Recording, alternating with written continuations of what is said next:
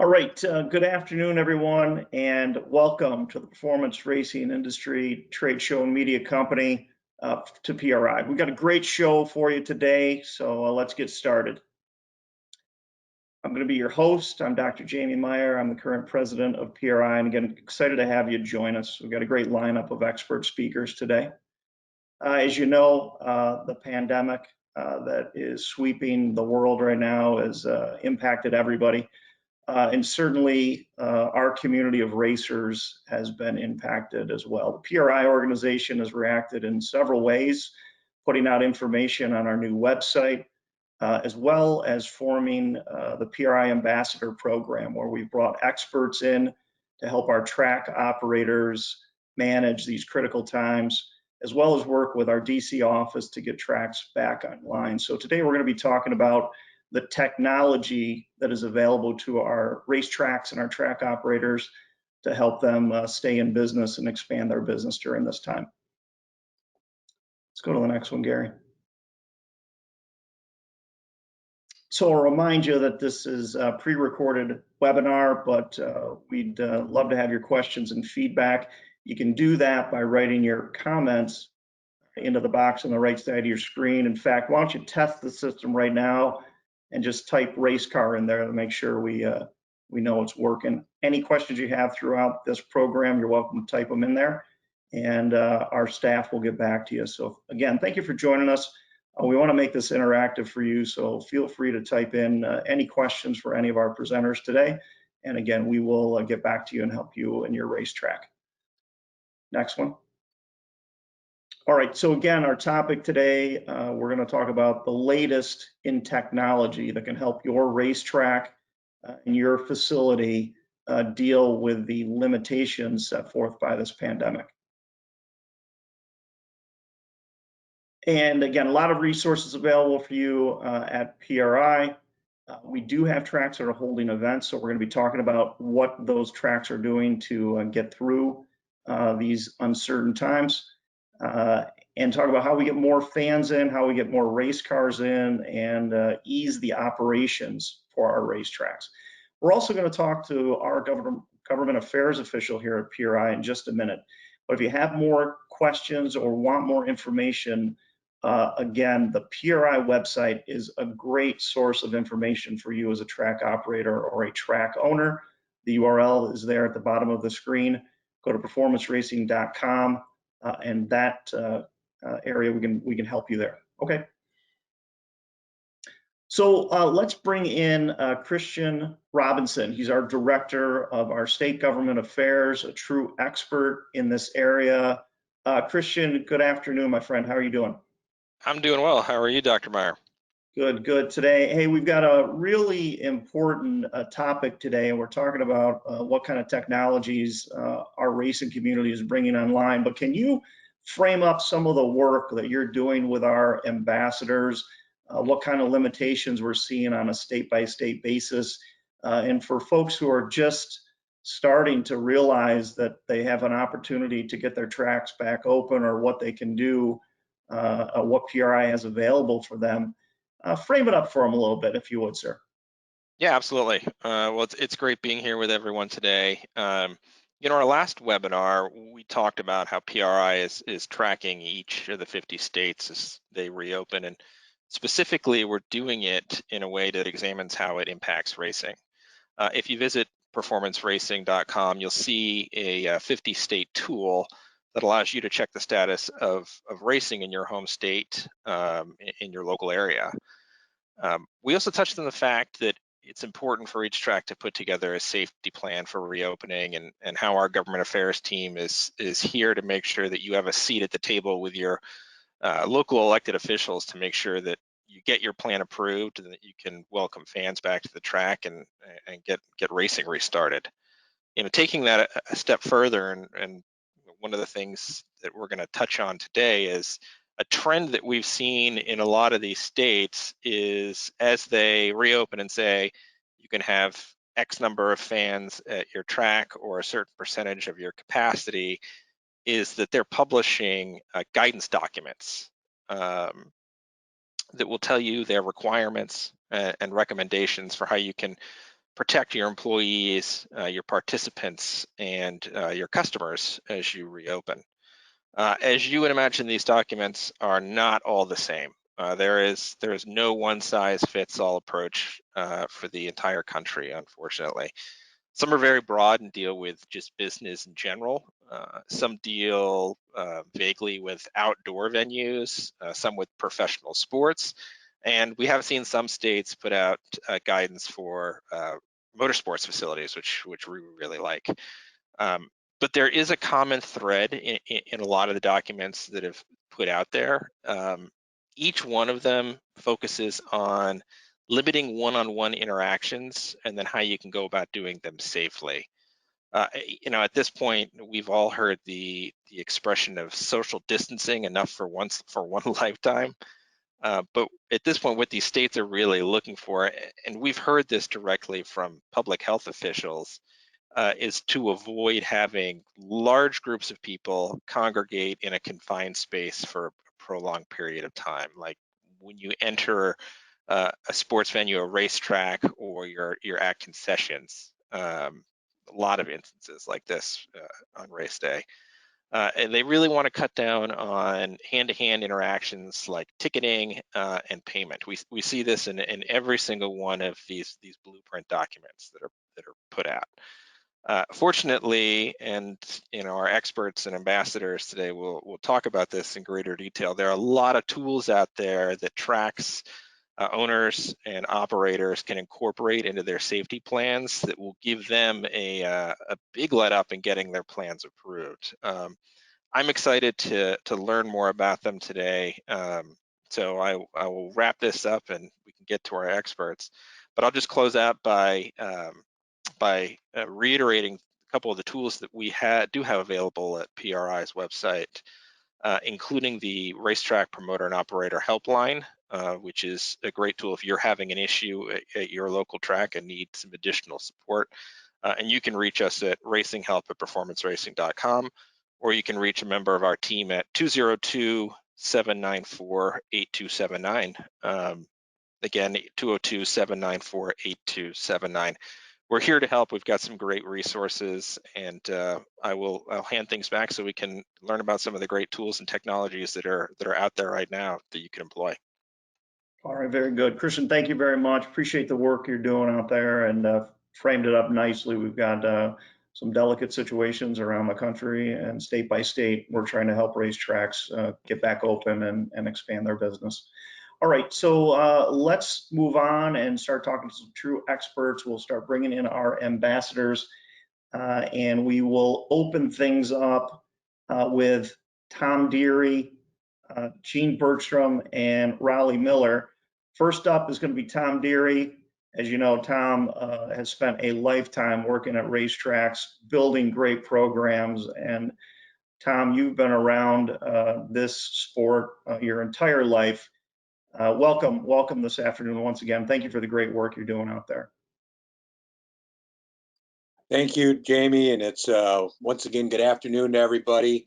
It's great to be on this webinar. I want to thank all the track operators that watched the previous one and their comments and helping us give us suggestions for additional webinars as we go forward. And Christian, I can't go any further without complimenting you on all the hard work you're doing and monitoring the unbelievable changing landscape that we deal with constantly with as the days go forward here, as it's changing everywhere.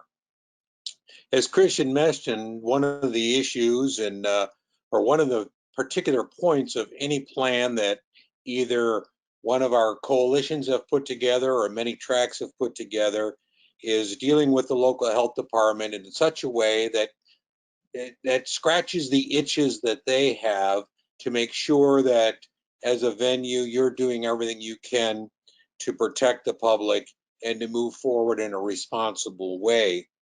And one of the key things that we're learning in this entire pandemic is the contact issue, whether it's through social distancing or whether it's just the fear of contact. And I think many of you have mentioned over the conversations that that's one of the things we're all going to have to overcome is convincing our attending public that coming to an event is a safe environment, and we're going to help that safety by eliminating many of those points of contact, or where we can just simply enjoy the racing without worrying about it. And a lot of the transactional part of an event, which used to be face-to-face, hand-to-hand, just like every other retail across the country, is really beginning to transition into some new technologies. A couple of these we're right on the edge of learning, and I think they're going to change the way we operate our businesses going forward. Our good friends at Gateway, or at Worldwide Technology Raceway, are one of the leaders of using this technology now. And essentially the entire transaction, including signing the waivers, signing the COVID waiver, minor releases, all of that transaction is being done on a smartphone prior to getting to the event, including the financial transaction. So simply a person walks up, shows that the transaction has been completed on their phone, and they're in. Whether the track wishes to issue an armband or not is another step in the process, but not required. So PitPay has gone to our insuring companies that insure our business and has gotten approval from all of those that the e-waiver is the way that is being accepted, and very well may be the way that we keep track in the future. Now, from a track operator perspective, there's a lot of great pluses here. The primary one is you don't have stacks and stacks of waivers at the end of the year. And God forbid if you ever have to get into them and find somebody's name, you have to dig through them. This gives you a chance to go right to that person's sign in, and you'll know exactly where the waiver is and have that accepted waiver at your fingertips for you or for your counsel. So it's out of all the things we talk about, I think that the newest and the most exciting piece of technology is indeed what's happening at the pit gate through pitpay.com. Another entry into that market is speedwaiver.com. This is from the good folks at Motorsports Reg, which we'll talk about in a minute, the Hagerty Insurance owned enterprises. They've also gotten approval of their e-waivers, and it's simply it's a similar process, although it does not yet have the financial transaction part of it. I think that'll come in the future, but where there is no need to have any transfer of money to do anything at the gate, it's all done just by flashing your phone when you get there to show that you've completed the waivers and the financial part. That's on the online pit pass and digital waivers. Something that we'll all be watching here, pandemic or not, just to make our lives easier. When it comes to registration systems, by far the leader in the business is Motorsports Reg, which has been doing registrations for the SCCA and track days and all kinds of club events for years. It's a promoter pay for service, not very much. Actually, it's a very reasonably priced service, but it handles all the registration. And some of the things you'll see in that process is they create a communication with the people who have registered so that you can communicate with them up to the minute and even during the event, if you would like, to whether there's changes or reminders to don't forget to bring your mask, or if it's a stage entry, all that can be delivered through messaging on an iPhone, through texting or emails through the Motorsports Reg. Great, proven and very, very popular registration system that everybody can benefit from. The other entry into that market is My Race Pass, which short track operators are familiar with. My Race Pass as it's primarily, I believe, started out as a scoring system, but now is morphed into scoring, keeps track of points, does registration, also does has a ticket sales portion as well as a website creation department. So My Race Pass is really trying to dip into all of that. Their their big step right now is, as we move into our next group, is the online ticket sales, where a track very simply can set up a GM printed home or GA printed home ticket. So a patron can simply go online, complete the transaction, print the ticket at home, and when they get to the track, they don't have to have a scanner. They can use it as a ticket to get in. The track will validate the printed home, and it will then, you can enter into the facility without ever exchanging money, credit cards, or even going face to face with anyone. Some of the other ticket companies that are very much involved in this now with very simple programs, or you can go complicated and have full reserved, and the whole menu of ticketing options are available. Ticket Socket is a strong supporter of short track racing. Tickets.com is another opportunity. They are the ticketing company that's owned by Major League Baseball, that is very, very apt into dealing with events and multiple groups. Tix.com is probably the other most common one that short tracks use. Has a very simple GA program. You can have the print at home. It's the fee on it is very, very inexpensive. Generally, it's paid by the purchaser of the ticket, so it creates a great opportunity for the track. And then finally, Maestro Tickets is Maestro is another very popular ticketing system that's very, very simple for both the user as well as the venue. So we've got the new wave of contactless commerce has definitely entered into the world of motorsports, and we've got some great support from some great people that can make this happen. Tom, it's a great overview. Certainly, we aren't just starting here. These are established entities, and solutions are in market and tested right now.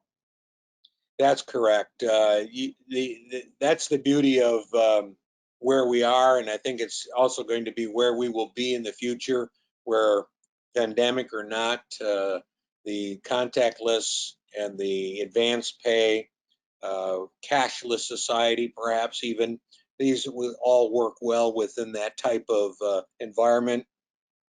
Gives us great solutions for dealing with a plan that a venue would put together in presentation to their Department of Health to say, this is what we are going to be doing.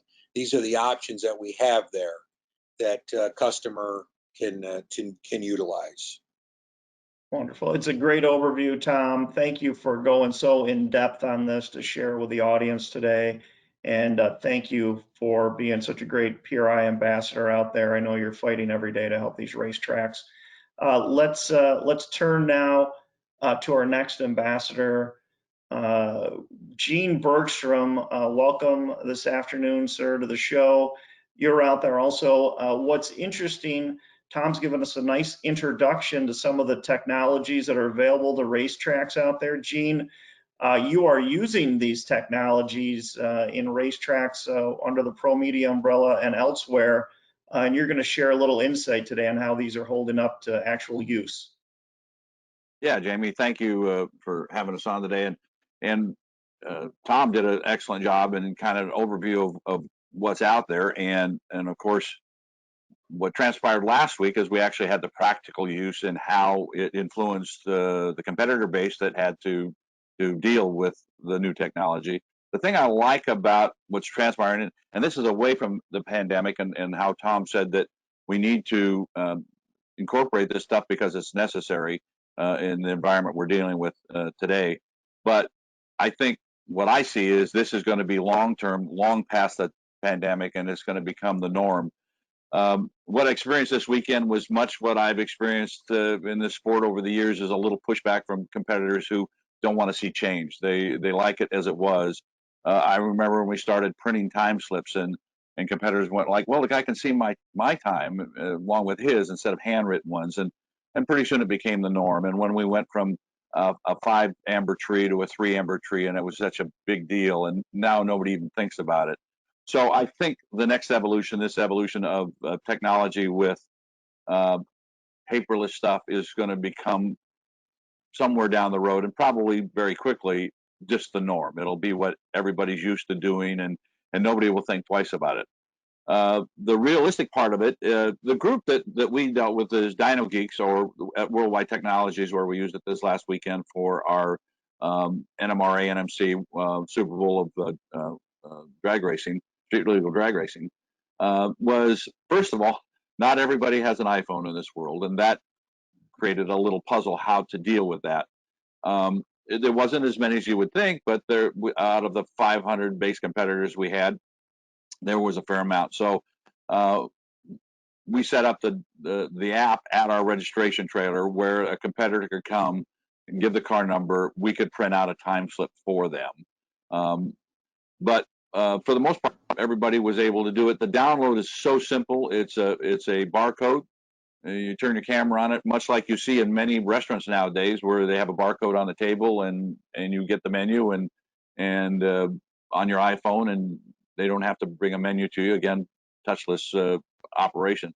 So it's an easy download. You put your car number in. It captures your time runs exactly as you would see it on a time slip with all the incrementals.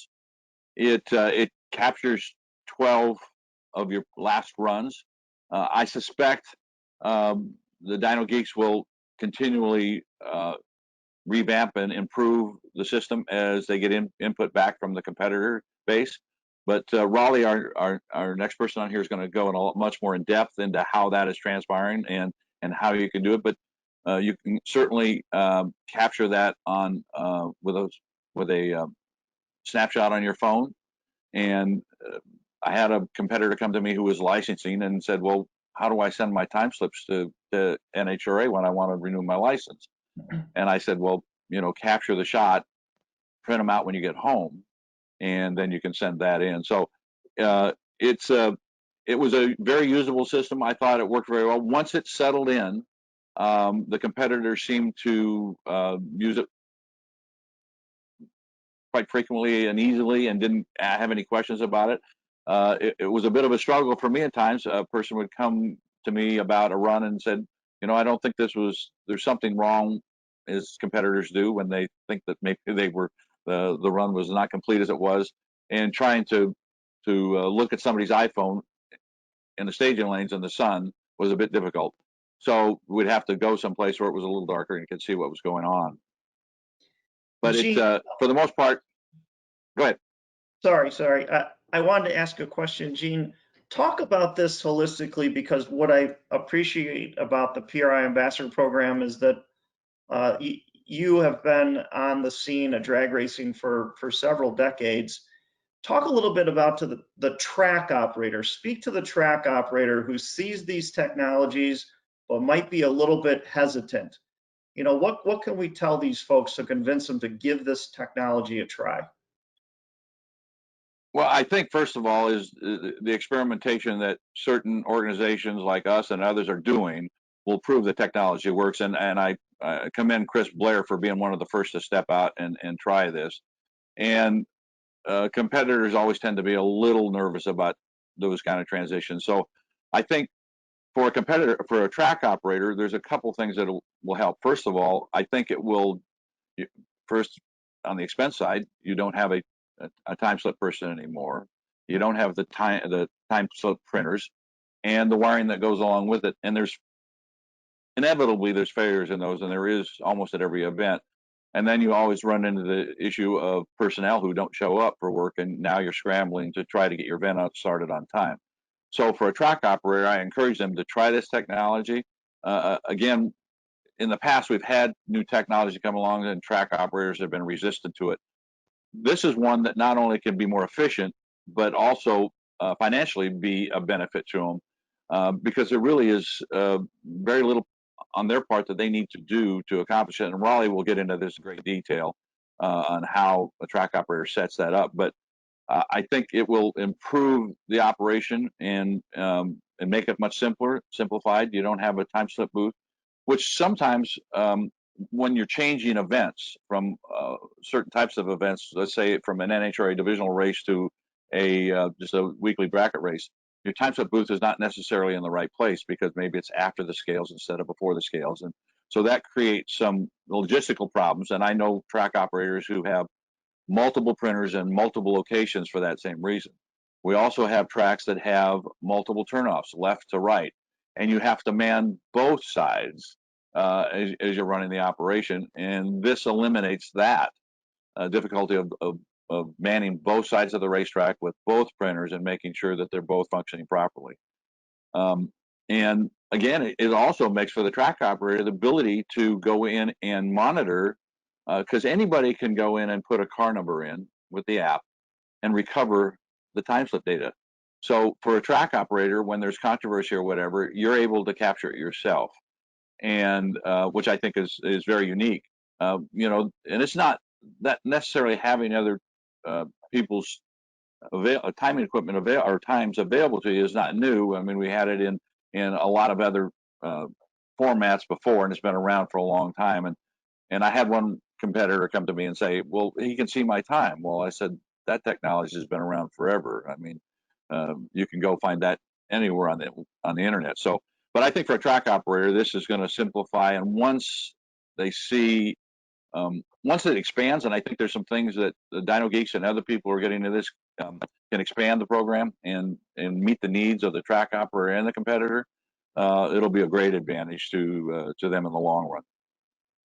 Very, very good, Gene. I really appreciate the long-term vision you brought to the webinar today, and so let's thank you for that. Let's turn to Rollie Miller, and I'll pick on our third ambassador a little bit, who is Frank Hawley, incomparable drag racing superstar. So Rollie, you've got some really big shoes to fill. Frank couldn't be with us today because he's out drag racing. I know we're all jealous of that. Rollie, you and I have overlapped. We've been friends for years. Steve Wolcott's ProMedia events, you've stepped in and run hundreds of them now and put on events all across the country. Today we're talking about technology at racetracks, and I know, as Gene has just set up for us, you folks are out front of this at ProMedia, NMCA, and NMRA. You're testing some of these technologies. Share with the folks today what you're doing out there, Rollie, and what you're learning, and let's set our track operators up for success with what you've learned out there. Absolutely, Jamie. I appreciate the introduction to the webinar here. As Gene introduced a little bit, as the pandemic started to develop over the last couple of months, we saw the need for obviously going contactless due to this pandemic. We also created a quick vision for ourselves for the future, and one that'll apply to track operators and promoters like ProMedia, where we're a traveling series bringing 10 or 15 events to different racetracks. We need to go contactless and paperless in the future to develop a program that is totally involved into one website or one system, where we're not having to use multiple systems to gain time slips, tech cards, waivers, registration. Right now, we're doing that somewhat, but using several different websites for the combination of all those things. So our goal for the long term, for the future, is have one website where we can get in and have the consumer or the racer log in a user-based function and with a profile, purchase a ticket, a racer ticket, that will then have him fill out a tech card, handle the financial side of it, the smart waiver or the e-waiver, and then also develop into that a time slip app that communicates back to his profile, where he can save time slips eternally, as long as he wants to. So what we're starting to work on with Michael Hasim over at the FOAT system is exactly that type system, where the customer can log on quickly, fill out a tech card that's probably tied to his profile already, fill out a waiver, electronically sign that waiver, work through the system, and then when he gets to the racetrack, he can quickly go through registration because it's already done, paperless, contactless, go down to tech, get that done, where tech can communicate that to the tower, where the tower can communicate that to CompuLink, which is very important. That's a key right there that a lot of folks are not able to do. Michael, with this phone system, is working directly with Bob Brockmeyer in CompuLink in a partnership so that they can develop a data transfer system from a Windows-based profile or tech card or data into CompuLink, quickly making that transition for the tower operator or the track operator or the promoter, whoever is working on that. So that's our goal for the immediate future. By the end of this year, we want to have this complete system in place where we can do all of those things within one website. When we show up, our racers can go complete from the time they enter the gate to the time they leave without having to fill out paper or contact individuals in any of those positions within the promotion or the event. So how do I share this with my friends once I get the record-setting ET at an NMRA event? What kind of tools do we have built into these things? Combined in that, you will have a profile within this website, within this system, where you can then take those pictures of those time slips and share those on social media very simply by using a smartphone or a computer. To take that even further, the profile will have options for the racer, much like the photo system has been using for car shows, where you can save pictures to your profile, where the promoter can see that data, even other individuals within the system can see that data. On the car show side, they'll be able to fill out the car show hang tags and the car show entry forms for registration at some point, so that data can be looked at before the car even shows up to the car show. They can print out the forms for judging these cars on the car show, much like a tech card on the drag racing side. Before the customer ever even gets to the racetrack, you can have that stuff either on an iPad or a paperless some type of device, whether it's smartphone or tablet or whatever, or you can choose to print those out if you choose to as a promoter. So it's going to be user friendly for not only the promoter, the racetrack operator, the racer, everyone will be able to use the functions within it on a social media side also. Oh, that's great. It's got to be great for the customer. That's number one. Rollie, talk a little bit about the track owners and, what have you learned? Is there a big cost? I don't need a dollar figure, but is it affordable or is it serious investment? And any other barriers to adopt to this technology? There's some small fees for a lot of these things. The time slip app had an initial fee, and I think there's a service fee for the app that we were using at Worldwide Technology Raceway last week. I can tell some of these companies don't have very big purchase prices for these devices or this data. I can tell you the stuff that Michael's working on for the FOD, he intends to do this at no cost to the promoter. This is a benefit for folks to come use his system, and he makes his money off a very mild service fee to the racer who's purchasing tickets, probably the lowest in the industry from what I can tell this so far. So while there is some price points to this data or these systems, it's not super expensive. It is so far from what we've encountered, it's very user friendly and very economical for what we're trying to do.